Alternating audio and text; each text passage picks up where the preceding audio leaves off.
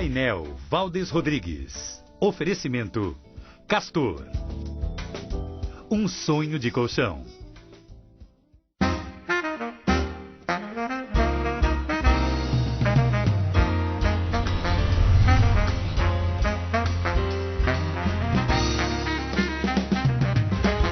Alô, amigos, um abraço. Nós estamos chegando aqui pela TV Bem, o canal 10 da NET Franca, com o nosso programa Painel, programa de entrevistas que é feito em parceria com o grupo GCN de Comunicação. Programa que a cada semana recebe um ilustre convidado para falar um pouco de sua vida e de sua atividade profissional. E hoje eu tenho o prazer de estar recebendo o nosso mais direto representante na Câmara Federal, que é o deputado Dr. Marco Aurélio Biali, médico, neurologista e agora deputado federal. Prazer recebê-lo, doutor Biali. Valdir, é um prazer estar aqui com você, com os telespectadores. E esse é um serviço muito interessante da TV Bem, que demonstra para a nossa população, para as pessoas que têm a oportunidade de assistir o programa, quem são as pessoas que aqui vivem, que aqui desempenham seu papel, e as suas entrevistas têm sido muito agradáveis, eu tenho acompanhado. Muito obrigado.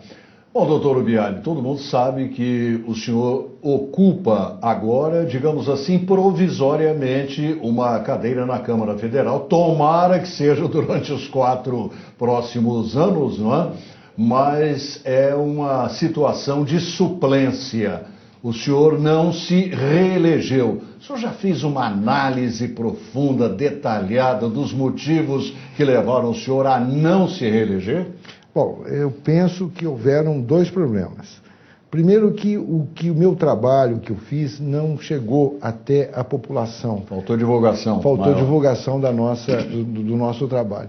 Segundo, porque Franca tinha tido o prazer, depois de muitos anos de eleger um deputado federal, e, no entanto, como a minha esposa e a minha filha ficavam durante a semana em Ribeirão Preto, criou-se aquela história, que não era verdadeira, mas que como verdadeira, de que eu tinha mudado para Ribeirão Preto. Na verdade, eu nunca mudei para Ribeirão Preto, a minha casa era aqui, eu chegava de Brasília na quinta-feira, já vinha direto para cá. Na sexta-feira, a minha mulher e minha esposa, minha filha, vinham. Hoje, a minha filha nem mora mais em Ribeirão, mora em Belo Horizonte. E a minha esposa viaja todo dia. Mas isso, apesar de já ter acontecido essas viagens dela há 3 anos, tal, ficou uma coisa assim, como tivesse deixado Franca, tal. Pegou. Eu expliquei, disse para as pessoas que a minha esposa já trabalhava em Ribeirão Preto há 10 anos, não tinha nada a ver com a política, ela era médica, foi pela competência dela que eles pediram que ela tomava conta do Hemocentro aqui de Franca, que ela fosse para Ribeirão para implantar lá a ZISO, a acreditação, e eu não podia atrapalhar a vida dela. Então, como eu continuava aqui atendendo essa coisa toda. Com durante o trabalho, eu pensei que isso tinha desaparecido, porque eu trabalhava, andava, todo mundo me via por aqui, eu estava o tempo todo por aqui, mas, na verdade, os meus adversários políticos, fazendo uma política que eu considero que não é muito justa, trabalharam essa ideia, e essa ideia voltou muito forte. E isso foi comprovado por uma pesquisa que foi feita depois, por que não tinha votado. E algum número muito grande disse isso. Mas, por outro lado, eu tenho que considerar que, mesmo assim, eu tive uma votação muito grande aqui. Dos 63.255 votos que eu tive 41.800 aqui em Franca. Então, foi uma votação muito expressiva na cidade, a quem eu agradeço ter essa confiança, e o fato do Márcio França ter assumido a Secretaria de Turismo me permitiu assumir o mandato. É um mandato pleno, eu sou suplente, mas nesse momento eu estou deputado federal, estou lá desempenhando o papel e vou trabalhar muito. Só que agora, mais preocupado na divulgação dos meus trabalhos e também de estar um pouco mais próximo da população. Faltou isso também, Faltou. Não é? O fato de estar em Brasília, e Brasília ser distante daqui, criou uma ideia.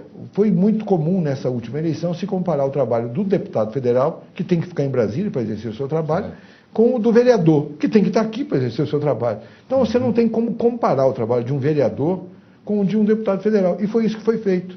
Então, o vereador eu sempre está aí e tal. Sim, mas se ele virar deputado federal, também vai ter que fazer o que eu fiz. Se quer ter um bom trabalho de deputado federal, tem que ficar em Brasília, visitar ministérios, buscar recursos, fazer com que as coisas aconteçam lá em Brasília. O que o senhor reputa que tenha conseguido de mais expressivo para Franca e que faltou ser divulgado? Olha, eu posso dizer de recursos, né?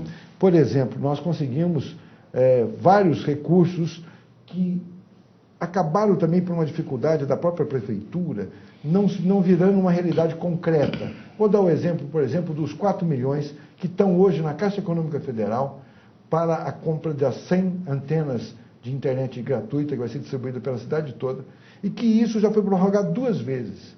Esses mesmos 4 milhões, isso foi em 2010 que foi enviado. No ano de 2009, nós tínhamos enviado 3 milhões. Esse se perdeu, porque não deu para fazer o projeto. Culpa de quem?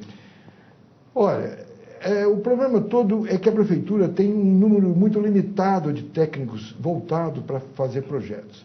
E demoram para entregar os projetos. Por exemplo, nós temos uma Praça da Juventude, que é uma praça que tem piscina, quadra coberta, campo de futebol, é uma quadra inteira destinada ao esporte. 1.200.000 reais. Também já foi prorrogado, o dinheiro estava na Caixa, eu fui lá reclamar na Caixa Econômica, na Superintendência de Ribeirão Preto, dizendo, por que vocês não estão pagando? Aí o gerente da Caixa disse para mim, mas faz uma semana, isso foi próximo da virada do ano, faz uma semana que chegou esse projeto, então é muito difícil. Não há nenhuma má vontade em nível municipal? Olha, eu converso muito com o Sidney. O que eu percebo, pelas broncas que ele dá nos funcionários, que não é essa má vontade. Agora, não sei, da bronca até fico sem graça, das broncas que ele dá na minha frente nos funcionários. Certo, certo. Poderia haver uma certa ciumeira política, questão de PSB, faltou um D aí, PSDB... não sei. Poderia ser isso? Não, eu penso que o Sidney é uma pessoa que quer fazer o melhor, mas ele é muito preocupado com a segurança do recurso, na economia. E a equipe dele é muito reduzida, e ele ainda perdeu alguns elementos da equipe dele. Me disse a Valéria Masson que perdeu 2 ou 3 das pessoas fundamentais lá dentro da equipe. E a substituição dessas pessoas é muito difícil. São técnicos, são pessoas que têm que ganhar bem. E a prefeitura teria que contratar essas pessoas e pagar muito bem para essas pessoas. Então, há uma dificuldade natural nisso. Então, demora-se os projetos. E o governo federal também tem um outro aspecto. A gente também não pode tirar o problema do governo federal. O governo federal, a Caixa Econômica, segura muito. Ela tem muito medo de se passar a perna, de estar usando o dinheiro público para outras coisas. Então, eles são muito exigentes, diferentemente do governo estadual, que, como é muito mais próximo, é muito mais fácil. O recurso é menor, mas é mais fácil. Mas, de qualquer forma, saiu recurso para asfalto, saiu recurso para centros de inclusão digital, saiu recurso... Nós trouxemos a Universidade Aberta do Brasil, nós trouxemos o Instituto Federal de Ensino Superior, que até hoje, por uma série de problemas entre a prefeitura e o Instituto, não começou a funcionar. Quer dizer, então, são coisas assim... É muito complicado. Eu falo muito que essa próxima eleição de prefeito, eu tenho que estar do lado de quem vai ganhar essa eleição, porque é muito difícil ser deputado sem ter o apoio da prefeitura para concretizar os projetos. Bom, e falando em perder dinheiro, olha que talvez um dos mais atuantes secretários do CID seja o da parte financeira, que é o Ananias, né? Ele não gosta de perder recursos de jeito nenhum. Ele luta sempre para ver se descobre mais uma fonte de arrecadação, né? Mas esses recursos do governo federal não tem muito a ver com a Secretaria de Finanças do Ananias. Tem mais a ver com a secretaria que vai exercer o mandato. Por exemplo, eu mandei 800 mil reais, que era para fazer... Como eu não posso mandar pouco para cada entidade, eu falei assim, eu vou mandar para a Secretaria de Promoção Social e a Secretaria troca a verba, ou seja, ela pega aquela verba de 800 mil por um programa que ela já tenha e pega o dinheiro do programa e distribui para as entidades. Tá. Esses 800 mil, isso foi em 2008. Até hoje isso não virou. Entendeu? Porque é muito complicado Doutor Biali, quando o senhor soube da possibilidade de assumir no lugar do Márcio França? Bom, deputado Márcio França. Uma das coisas que mais me deu prazer nessa eleição foi que a primeira surpresa do pessoal em Brasília de eu não ter sido eleito. Porque o meu trabalho tinha sido destacado lá em Brasília. Eu fui o 13º parlamentar mais atuante na avaliação de vários especialistas lá que fazem esse tipo de avaliação com classificação. Além de ter sido isso, eu tinha uma participação muito efetiva como vice-líder dentro do partido. Então, eu não ter sido eleito criou assim, mas pô, o que aconteceu? E, ao mesmo tempo, criou-se assim, não, mas vamos arrumar um espaço para que você suba. Eu era o primeiro suplente. Ser o primeiro suplente de um partido que tinha eleito 7 deputados federais, havia uma possibilidade muito grande de eu assumir se o Márcio virasse ministro. E todo o trabalho foi para que ele se tornasse ministro, o que daria uma segurança muito maior para nós. Mas aí, por problemas da política nordestina, acabou criando uma celeuma lá, dividiram... Mas acomodou ele mas aí colocou ele em São Paulo. Nós falamos de perder tantas coisas importantes. Logo depois desse intervalinho comercial, nós vamos tocar num assunto delicadíssimo, a questão do curso de medicina para a Universidade de Franca, a Unifran. Ninguém melhor que o doutor Biali, ele como médico, ele como deputado federal, para falar sobre isso. É um instante só, nós já voltamos.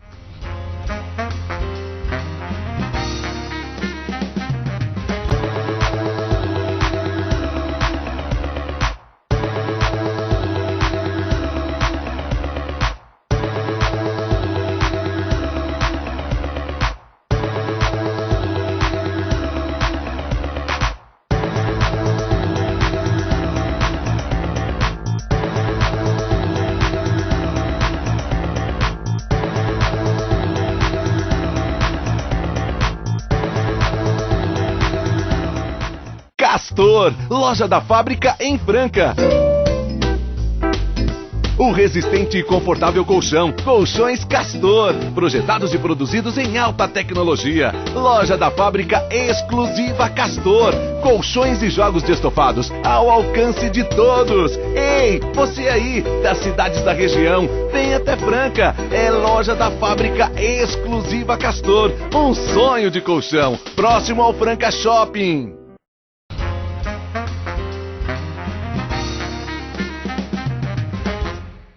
Muito bem, nós voltamos aqui com o nosso programa Painel, programa de entrevistas, e que hoje recebe o médico e deputado federal, doutor Biali. Mas antes do doutor Biali falar a respeito do assunto do curso de medicina na Unifran, eu tenho um recado importante para você. É um recado da Castor Colchões, que tem a linha completa de colchões, travesseiros, estofados, divãs, cabeceiras, camas box e muito mais. E os melhores preços, um atendimento personalizado e entrega rápida, o que é muito importante. Vá para uma das lojas Castor conhecer toda essa linha de estofados e poltronas da Castor. Tem a loja da Avenida Rio Amazonas, pouco abaixo do Franca Shopping, e também na Ismael Alonso e Alonso, bem próximo da rotatória com a Avenida Champagnat.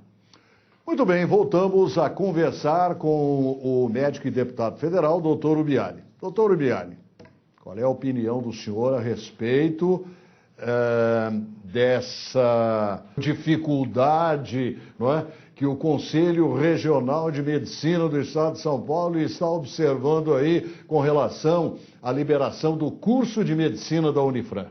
Bom, eu sou totalmente favorável que a Franca tenha um curso de medicina. Isso eu vou deixar bem claro desde o início. Eu estive 2 vezes com o ministro. Na última vez que estive com o ministro, ele se comprometeu em assinar... Educação? Ministro da Educação.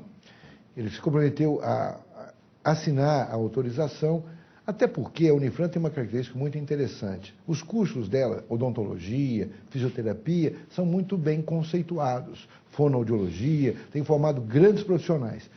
O que há, de fato, é que durante um determinado momento da história do nosso país, começou-se a fazer uma série de faculdades de medicina em tudo quanto é lugar, e algumas realmente sem condições nenhuma. E aí tomou-se uma decisão de não autorizar mais faculdades de medicina particulares, só as federais. E aqui em Franca nós ficamos fora.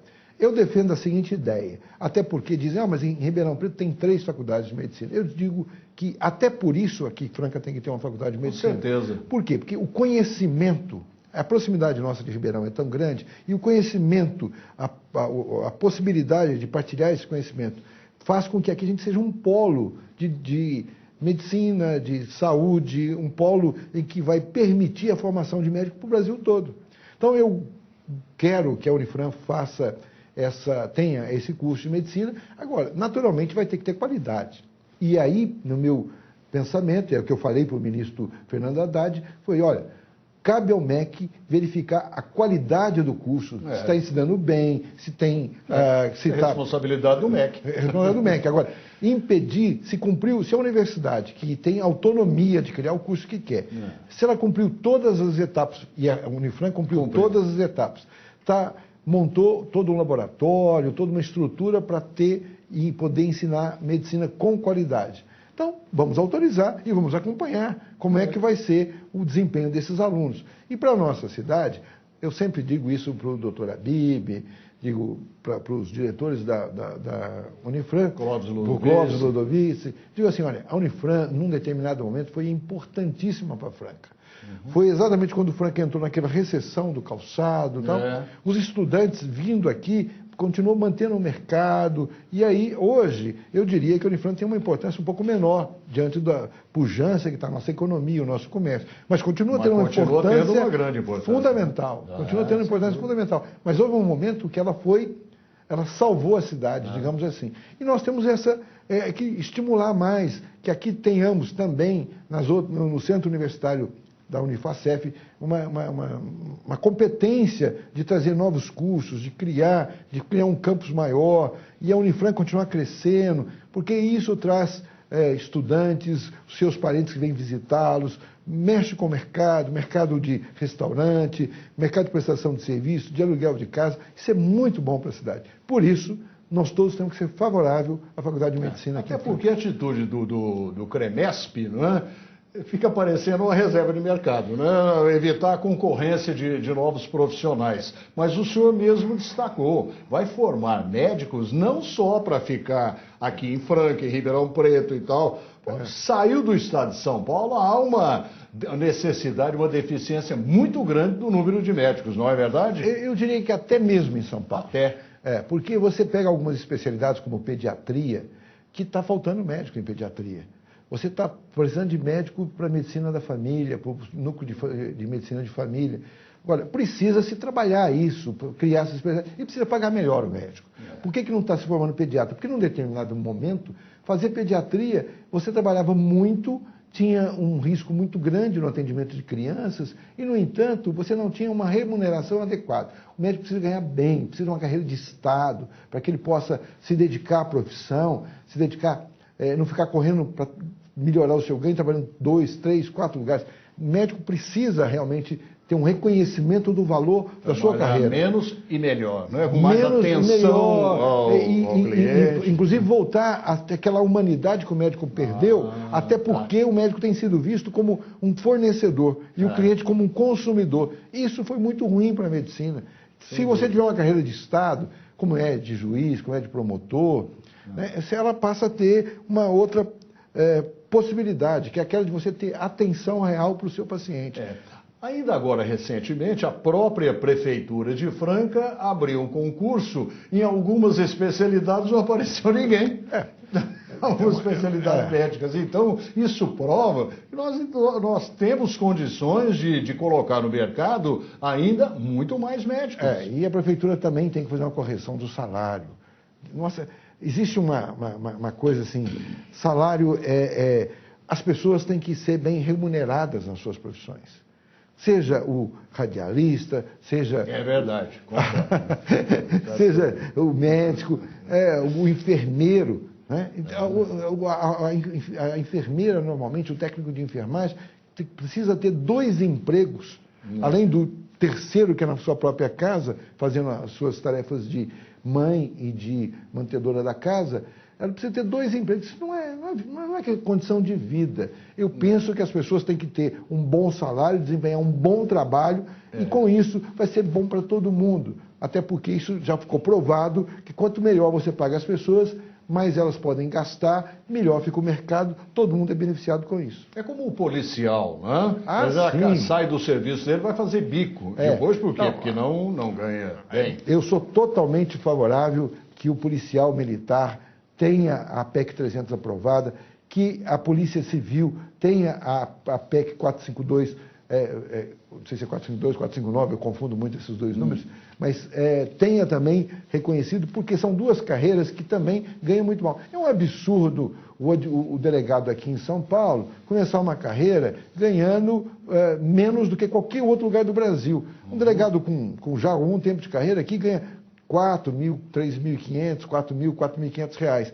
Um delegado do Distrito Federal ganha 12 mil reais. Um delegado da Polícia Federal ganha 12 mil reais. Quer dizer, nós só pagamos melhor do que a Paraíba, mas também... Bom, Quer dizer, paciência, não né? se justifica, não se justifica com um Estado como o nosso. Não. E isso também no soldado da Polícia Militar. O soldado da Polícia Militar expõe a sua vida o tempo todo.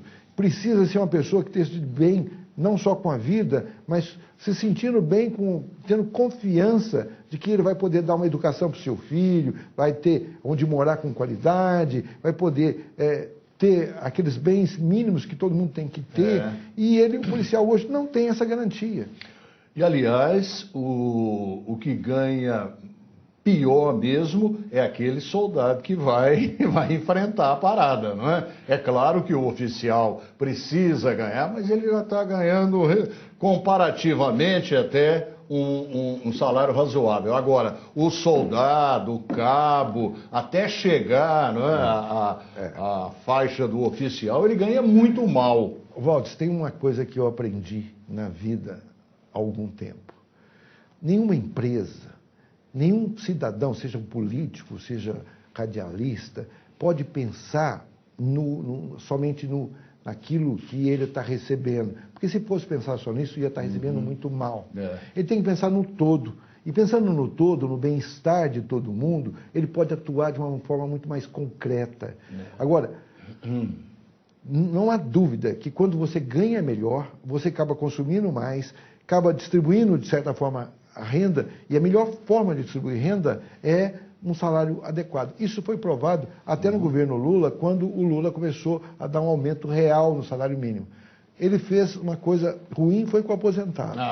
O aposentado, ele acabou não dando os aumentos que ele dava no salário mínimo e acabou fazendo um achatamento do que ganha um aposentado.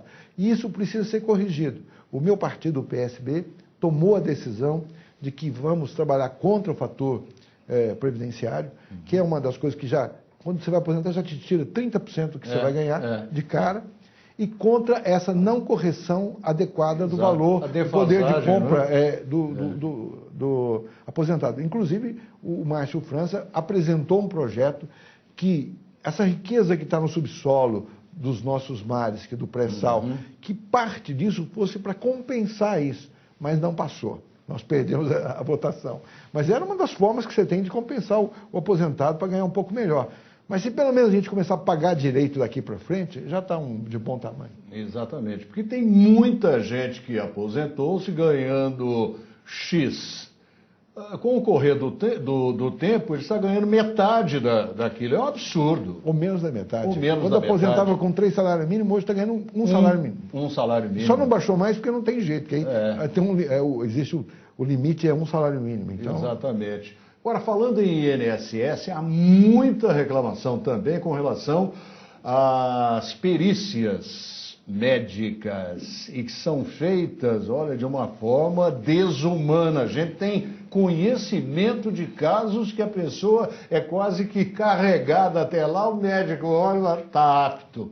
Isso aí tem reclamações demais. Também eu vejo essas reclamações. Acho que aí nós temos dois problemas.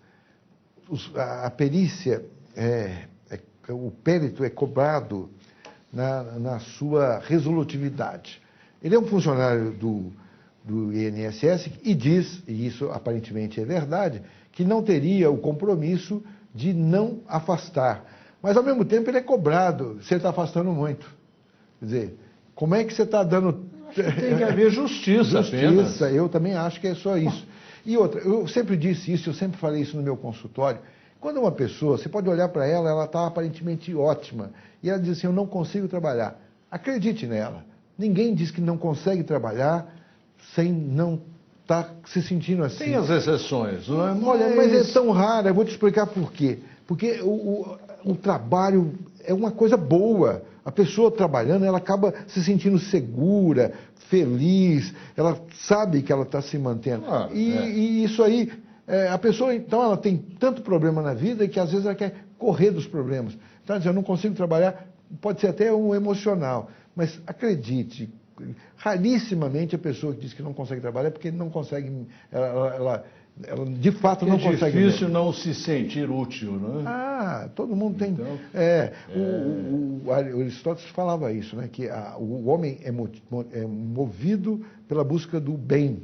E o bem comum, dizia ele, o maior é feito pela política. Não tem dúvida. Doutor Ubiali, quantos assessores tem um deputado federal? O deputado federal, na verdade, ele tem um limite de máximo de assessor que seria de 25.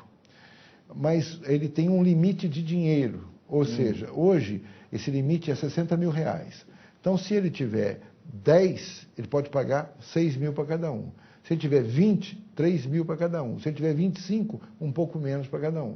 Sim. Depende muito de quanto ele contrata. E se você vai, diferente do estadual, o estadual tem uma possibilidade maior, né? Um publicitário, um jornalista, um assessor de imprensa, ganha no Estado R$10 mil.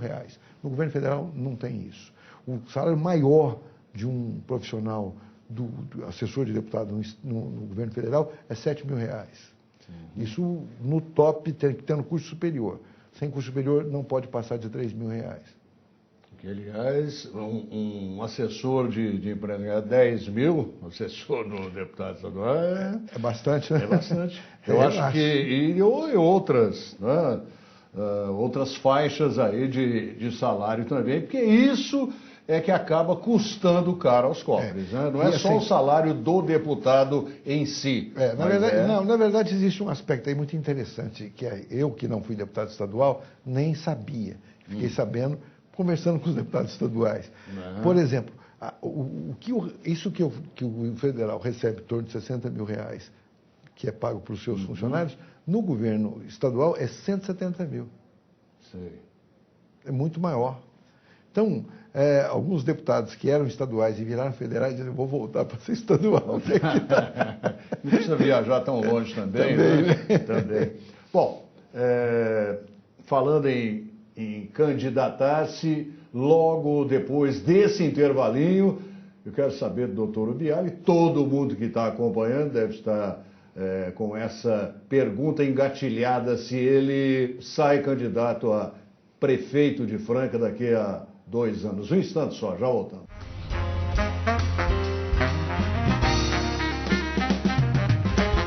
Castor, loja da fábrica em Franca.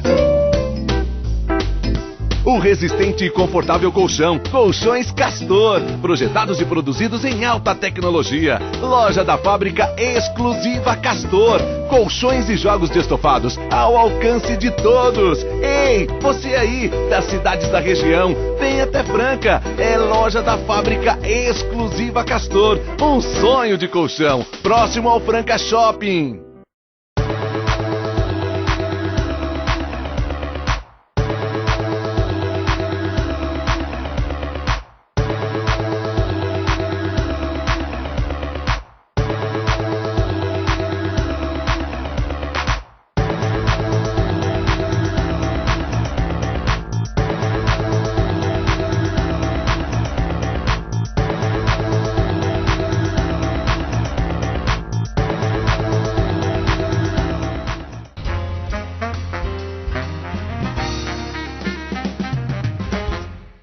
Bem, estamos de volta com o nosso programa Painel de Entrevistas aqui pela TV Bem, Canal 10, e hoje recebendo o deputado federal, doutor Ubiali. Fala-se muito que o doutor Ubiali vai ser um dos candidatos a prefeito já no ano que vem. É verdade, doutor?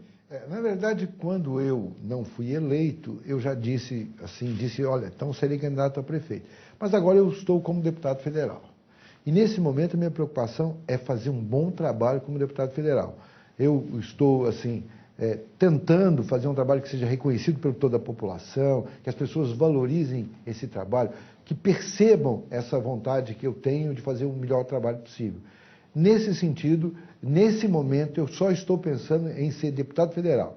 A prefeitura fica no segundo plano como uma alternativa só para se eventualmente eu não tiver com mandato, alguma coisa. Mas nesse momento estou preocupado como deputado federal. Quer dizer que se o senhor continuar como deputado federal, está descartada a possibilidade de ser candidato a prefeito. Porque na verdade o fato de ser suplente me coloca numa situação de que a qualquer momento eu posso deixar de ser deputado. Então, essa situação de suplente me deixa muito vulnerável. Certo. Então, como eu fui eleito e recebi 63.255 votos para deputado federal, eu tenho que honrar esses votos. Eu quero trabalhar para que as pessoas que votarem em mim se sintam alegres. Eu encontro muita gente na rua, Valdes, e elas são muito interessantes, porque elas dizem assim, olha, votei no senhor, que bom que o senhor assumiu e tal, e eu fico feliz, porque a mim me dá muito prazer prestar serviço para os outros. Eu sou o filho mais velho de 9 irmãos, você sabe disso. E talvez por isso, família de italiano, né, meus avós, a gente tem essa vontade de prestar serviço, né? Como você também, provavelmente, deva ser primogênito, não sei se mas... Não, eu sou caçula. O seu caçula é o contrário. Mas, então, o primogênito tem essa mania de cuidar, de ser um cuidador. E eu sou um cuidador. E como cuidador, e sempre fui assim desde pequeno na minha vida, eu me sinto muito bem quando as pessoas dizem, olha que legal, votei e estou satisfeito com a sua postura. Então é isso que nesse momento eu quero ser deputado federal e cumprir com o meu papel. Até porque Franca precisa ter o seu deputado federal lá, isso é importante, abre portas, facilita muita coisa, não é verdade? Falar nisso, o deputado federal, de modo geral, costuma ser recebido lá pelos ministros, pelos ministros, sim. Ministros, sim. Agora, uma das coisas mais interessantes é assim, eu encontrava com Lula de vez em quando. Quase sempre meus encontros com Lula eram nos aviões, porque ele convidava os deputados e me convidou umas 4 ou 5 vezes para viajar com ele. Ia inauguração em Paulínia, visitar Braskem e tal, lá perto de Mirassol, eu fui com ele e tal. E aí no avião a gente conversava com o Lula. Mas as pessoas às vezes pensam que a gente conversa muito com o presidente. Não conversa. A Dilma, eu nunca conversei com a Dilma, nem quando ela estava na Casa Civil. Quer dizer, então a Dilma, para mim, é uma presidente que eu não sei nem como é que vai ser a postura dela. Ela está viajando bem menos, né? Ela viaja menos, ela não fala nada para a imprensa, né? Ela fica quieta. Há quem diga que quem está governando é o Palocci. O senhor acredita? Olha, o Palocci também é muito discreto. Então, a gente, 2 discretos conversando, então a gente não sabe... Zé Dirceu dá palpite? Não, parece que o Zé Dirceu está meio... Ele é muito influente, sempre foi, nunca perdeu a influência, mas parece que ele está mais quieto, até porque está para ser julgado pelo Barbosa, aquele ministro Barbosa, a história do mensalão, e quando tem aquela filosofia que os políticos usam muito, quem não é visto não é lembrado, então não ser visto para ele é muito bom agora. Ainda a revista Veja, citando não sei quantas 1000 páginas do processo, do mensalão, mas com tudo isso, vira alguma coisa, doutor Biali? Há uma... Olha, o Brasil tem melhorado...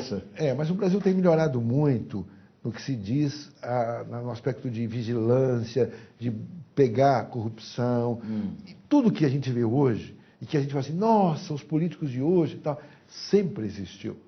O que acontecia é que isso não chegava às pessoas. Como existiam as guerras, como essa guerra que tem hoje na Líbia, isso teve muito pior quando o Gaddafi assumiu. Quer dizer, só que hoje nós temos ao vivo a guerra, nós temos o terremoto. Quando deu no Japão, todos nós ficamos sabendo. Então, o que está acontecendo no Brasil é que cada vez mais se toma conhecimento daquilo que acontecia. E aí se corrige. E é bom por isso que a imprensa divulgue, fale. Eu vejo aqui, dentro do nosso universo de Franca, o seu programa fala muito, ele destaca muito o problema que está tendo na cidade, seja do asfalto, seja do pronto-socorro, seja até do horário de verão, que você não gosta. Que todo tem... Falando em horário de verão, daí não tem jeito de eliminar isso não, suprimir. Depende do executivo. Mas, na verdade, isso tudo, a imprensa, com esse seu papel, acabou fazendo com que as instituições se fortalecessem. Eu acredito muito no nosso país. Eu sou um otimista. Eu penso que o país está melhorando. Está melhorando, a nossa Franca está melhorando, os políticos estão melhorando. Aí você fala assim, não, mas porque... E é muito interessante, né? Houve uma renovação nessa Câmara dos Deputados.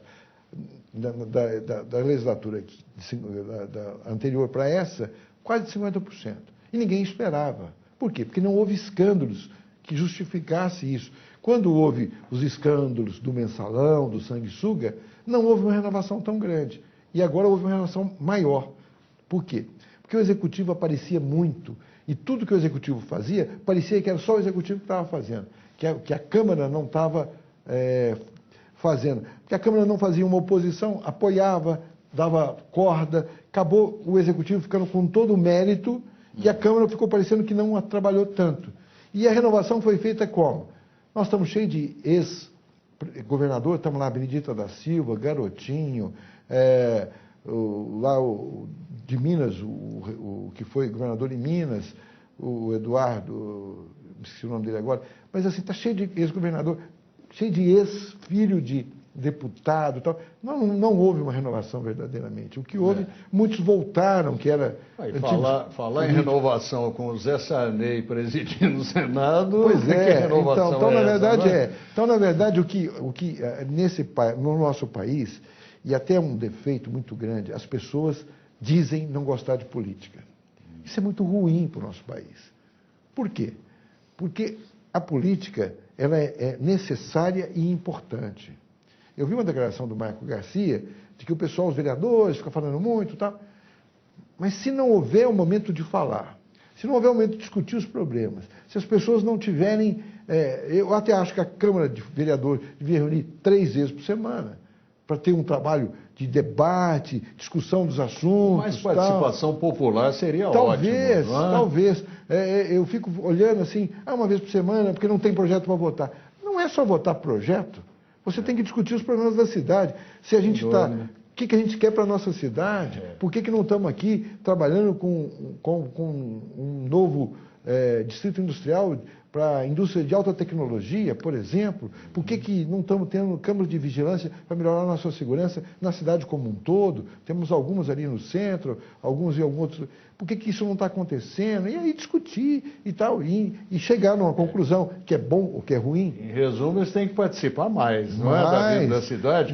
Até comparecer aos eventos. Um dia desse eu até cobrei isso, como uma sugestão, nada de maldade, né? Mas a gente vê muito evento aí, tem algum vereador não.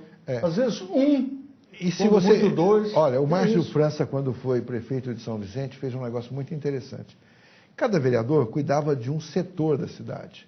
Tinha uma reclamação, tipo, digamos assim, no aeroporto, procura fulano que ele está olhando lá, porque o vereador estava próximo da população e tal. E é uma das coisas que nós aqui em Franca não temos essa cultura. O vereador aqui em Franca, ele fica muito isolado na Câmara. Então precisava ter essa proximidade com as pessoas e uma dedicação real ao mandato. Então eu não estou preocupado se tem 1, 2 ou 3 assessores, desde que tenha assessores que trabalhem, que façam as coisas pela população, que não fique só dentro da Câmara. Exato. Então, aqui um assessor está bom demais, está bom demais aí, um assessor para cada vereador. Agora, doutor Biali, como é que foi chegar naquele, vamos dizer, aquele chamado ninho de cobras? Porque lá né? Em Brasília. Na verdade, eu estou em Brasília, Walter, como médico. Eu explico o que é quando eu digo que eu estou em Brasília como médico. Me dão um problema e eu tento solucionar o problema. Como quando o paciente me trazia uma queixa, eu dizia, olha, como é que é? Fazia algumas perguntas e tentava solucionar. É assim que eu me comporto em Brasília. Eu não sou uma pessoa... eu até me destaquei em Brasília, mas não porque eu tenho uma vida social muito grande lá. Muito pelo contrário. Eu sou muito... limito muito a minha ação. Eu fico mais aqui hoje em Franca do que em Brasília. No ano passado eu ia na segunda de manhã. Então eu ficava muito tempo em Brasília. E aí, naquela busca direta do sucesso. Agora, as grandes cobras que a gente poderia citar, na verdade, elas são pessoas que dificilmente vai até o plenário. Não vai no plenário, elas quase não aparecem lá na cidade, e você não as vê. Então, eu passei lá um tempo grande, e algumas dessas pessoas mais famosas, eu acabava não encontrando. Não encontrando? Não. Entendeu? E eu ficava lá direto. Então, isso que eu estava dizendo para você. Collor chegou a cruzar? Não, o Collor só na comissão. Quando você vai na comissão, eles estão na comissão. Mas, por exemplo, Valdemar da Costa Neto, raramente eu via. Vadão, esse raramente eu via. Costa Neto, famoso aí do mensalão, e acabou voltando. Né? O Vadão, raramente eu via. O Jardim Barbalho. Por que eles não comparecem? Né? Olha, eles até comparecem. Como lá são 513, o que eles fazem? Vão lá, dão presença, vão embora, voltam na hora que tem que votar e vão embora, não ficam ali, sabe? Ali ninguém presta atenção no que o outro está falando, não é, doutor? É porque, na verdade, o conceito nosso de Câmara é um pouco diferente, por exemplo, do inglês. No inglês é um número menor de deputados. Então, se você não tem na Câmara dos Deputados local para todo mundo sentar, pra você ter uma ideia. Tem 513, tem 450 lugares só. Então, falta um... Está parecendo muita repartição pública. Se comparecer todo mundo, não cabe na sala. Segundo, não tem microfone para todo mundo. Só tem 8 microfones que ficam ali. E as pessoas ficam perto do microfone. Então, as coisas são resolvidas, de fato, nas comissões. A comissão é que tem uma ação importante. É a comissão que acaba dando às pessoas a possibilidade de discutir um assunto, chamar atenção. Quando a gente conseguiu, por exemplo, a sobretaxa no calçado, tudo que foi feito no calçado foi feito a nível de comissão. Então, na comissão você trabalhava para isso. Na verdade, existe todo um projeto de se fazer, e está andando, tem uma comissão específica para isso, toda uma reformulação do nosso sistema penal. Mas melhor do que isso, e isso é fundamental, eu até tenho um projeto em relação a isso, é que nós temos até algumas leis muito boas. Mesmo a lei do menor, tal, que a gente fala que o menor não é punido, tal. Se fosse feito toda o que está prescrito na lei para a correção do menor, funcionaria. Acontece que o que está na lei também não é aplicado. A aplicação da lei também é falha, A aplicação que é ruim. Eu acho que o problema maior não são leis. As leis nossas, na maioria, são boas. O que é ruim é a aplicabilidade das leis. Nós não conseguimos. Hoje, se você prende alguém, você está condenando essa pessoa, em 70% das vezes, 70%, olha, a se tornar um bandido daí para frente, sempre. A recuperação é muito pequena no nosso sistema penal. Um adolescente que é preso por tráfico, por qualquer outra coisa, com certeza, indo para essas casas a antiga FEBEM, agora que tem o nome Casa de Abrigo lá, casa... Fundação Casa. Fundação Casa, acaba também não tendo uma recuperação. E olha que tem algumas exceções, mas a maioria acaba ficando sem ter oportunidade na vida. Então, nós, ao mesmo tempo que queremos corrigir as coisas... Muita coisa precisa ser mudada, então. Precisa ser mudada muita coisa. Tá certo. Esse é o problema. É isso. O senhor tem esperança que isso... Não, nós estamos lá para isso. Nós estamos lá lutando para essas coisas. Eu, por exemplo, tenho um projeto que obriga o preso a trabalhar, estudar e receber o dinheiro, só que dá a ele também um quarto individual, para ele ter uma certa privacidade. Certo. Com isso, ele tem um benefício, mas ele também paga à sociedade o trabalho. O que muita gente desconhece é que o preso ele é condenado à reclusão, mas não é condenado e nem obrigado a trabalhar. Né? Mas quando deveria ser obrigado a trabalhar. O projeto meu não é só trabalhar. No meu projeto eu até obrigo ele a estudar, sendo que o estudo, segundo a sua competência. Se ele tiver primário, ele vai ser alfabetizado, trabalhar. Para quê? Por que o estudo? E ele vai, do dinheiro que ele vai receber, uma parte pode ser usado para indenizar suas vítimas, que eu acho justo, e uma parte vai ser guardado para ele, para quando ele sair da prisão, durante 3 anos, ele continuar recebendo desse dinheiro que ele guardou, aplicou, tá? Uma parte desse dinheiro para ele se manter 3 anos. Para não sair da cadeia e voltar a traficar, ter que roubar e tal, porque ele não arruma emprego. Até um advogado uma vez comentou comigo que parece que já tinha na Constituição e tal, obrigatoriedade do trabalho, mas eu acho que não. Na verdade, a Constituição prevê que o preso possa trabalhar, inclusive isso beneficia ele. Pode, né? Mas não é obrigado. Não, beneficia ele com uma redução da pena. Cada dia trabalhado reduz um dia a menos e tal. Né? E muitos presos querem até trabalhar, mas nos presídios que nós temos não tem a menor condição. Não tem condição, né? Até de vigilância e tal. Doutor Biali, que alegria, viu, a gente bater esse papo aqui, muito gostoso, muito agradável. Espero recebê-lo outras vezes, viu? Vai ser um prazer. Tá certo? Grande abraço. Eu quero agradecer o carinho da audiência, a atenção de vocês e até a semana que vem com mais um programa Painel de entrevistas aqui na TV Bem, Canal 10, sempre em parceria com o Grupo GCN de Comunicação.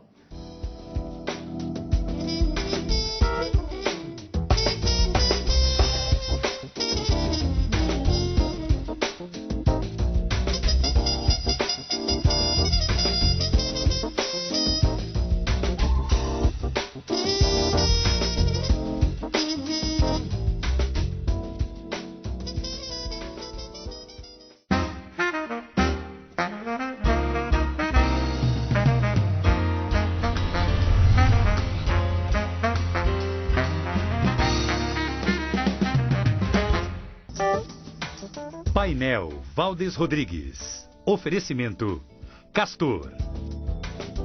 Um sonho de colchão.